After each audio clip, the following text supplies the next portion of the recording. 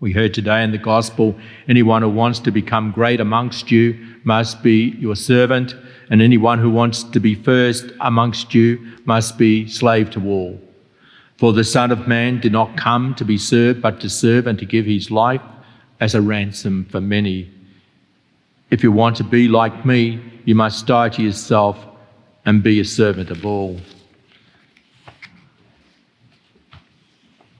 Some short reflections on the Pope St. Paul VI, the Vicar of Christ, from 1964 to 1978, and he lived this. He concluded and spoke infallibly on the intrinsic evil of contraception, which lead to a spiralling escalation of babies murdered into the womb.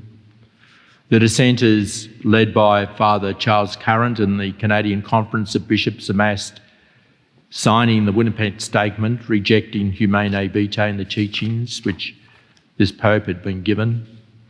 They were definitively magisterium teachings. And there's some similarities between Paul VI and also Pope Francis. Both have faced challenges and great criticisms from some members of the Church. It was said that in 1976, St. Paul, or the Sixth, displayed clear frustration and sadness at the anti-papal attitude of Archbishop Michel Lefebvre, who was founder of the Traditionalist Society of Pope Pius X.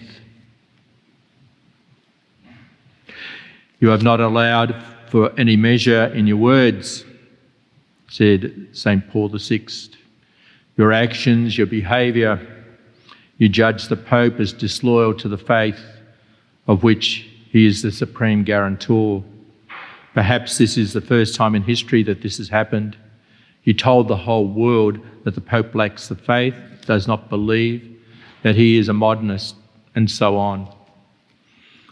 The present supposed fight for tradition and soul of the Church against Pope Francis is doomed to fail because it is a fight against, ultimately, God.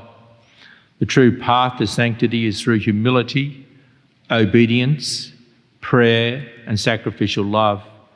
If obedience to magisterium teachings is lacking, then the door is open for the disintegration of the kind of spiritual life that leads to living in conformity with the will of God. There is no need for me to name the news agencies or the lay YouTubers, for they are already known.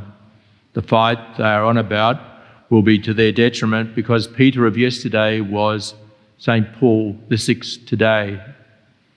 And maybe this will also be the case with Pope Francis, a great Mariologist, a great believer and trust in Our Lady.